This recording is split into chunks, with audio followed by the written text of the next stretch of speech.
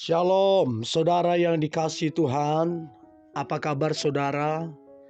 Doa saya, saudara sehat selalu, kuat, bahkan berlimpah-limpah dengan ucapan syukur. Firman Tuhan datang kepada kita, pujilah Tuhan, hai jiwaku. Sebelumnya, marilah kita berdoa. Tuhan Yesus yang baik, terima kasih buat anugerah-Mu. Terima kasih buat kasih-Mu yang berlimpah-limpah atas kami. Kami percaya firman hari ini akan memberkati kami. Urapi kami agar kami mengerti firman ini, terlebih kami menjadi pelaku firman-Mu.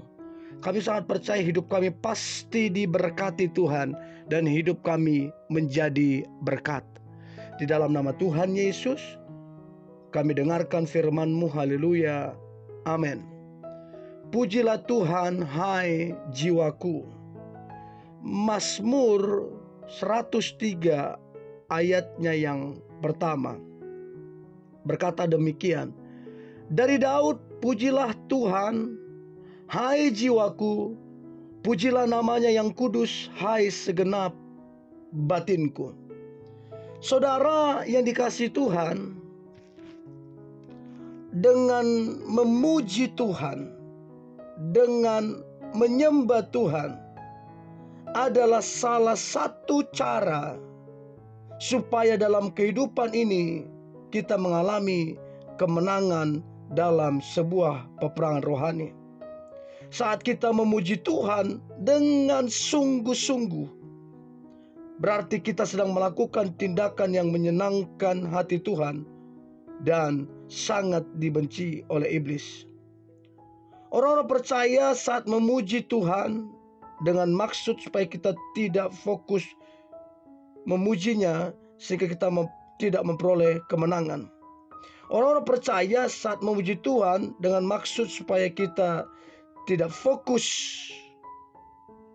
memujinya sehingga kita tidak memperoleh kemenangan. Itulah yang iblis lakukan. Dia coba buat kita tidak fokus supaya kita jangan memperoleh kemenangan. Jadi ada banyak cara yang dilakukan iblis untuk kemudian kita tidak fokus. Masih banyak juga orang percaya yang kurang menyadari pentingnya memuji Tuhan, sehingga dia melakukannya pada saat ibadah tertentu saja.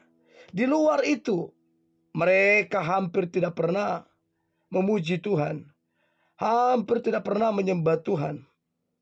Apalagi kalau sedang diperhadapkan dengan masalah dan kesulitan yang pelik. Untuk itu pentingnya kita mengandalkan Tuhan. Setiap hari kita harus memuji Dia. Setiap hari kita harus mengucap ucapan syukur. Setiap hari kita harus mengucapkan berkat. Tidak peduli apapun kondisi kita, baik sedang diberkati ataupun tidak, sedang dalam ujian ataupun tidak, kita harus senantiasa memuji Tuhan. Dalam ayat pokok hari ini kita melihat bagaimana Raja Daud memotivasi dirinya sendiri agar dia tidak lupa memuji Tuhan. Daud memberi perintah kepada jiwa dan batinnya untuk memuji Tuhan. Kisah Para Rasul 16 ayatnya yang ke-25 mencatat, kira-kira tengah malam Paulus dan Silas berdoa dan menyanyikan pujian-pujian kepada Allah, dan orang-orang hukuman lain mendengarkan mereka. Ketika berada dalam penjara dengan kaki terbelenggu, dalam pasungan yang begitu kuat, ketika tubuh mereka masih terluka, saat itulah Paulus dan Silas menaikkan puji-pujian kepada Tuhan. Jadi dalam waktu yang singkat, ya, dalam situasi yang berat sekalipun, seberat apapun, Paulus dan Silas mengangkat hatinya kepada Tuhan, lalu kemudian memuji-muji Tuhan dan menyembah Tuhan. Alkitab bilang terjadilah gempa yang begitu hebat sehingga sendi-sendi penjara itu goyah, dan seketika juga terbuka semua pintu dan terlepaslah belenggu mereka semua. Kisah Para Rasul 16 ayat 29. Karena peristiwa itu pula lah kepala penjara berserta keluarganya menjadi percaya kepada Tuhan. Saudara yang kasih Tuhan, saudara, pentingnya untuk kita memuji Tuhan. Di waktu kita memuji Tuhan, yang kita naikkan kepada Tuhan mengandung kuasa. Sebab Tuhan bertata atas pujiannya. Tuhan sangat mengasihi setiap kita. Jangan menunggu permasalahan itu lenyap baru kita memujinya. Malaikat tetaplah memuji Tuhan di tengah situasi yang tidak memungkinkan sekalipun.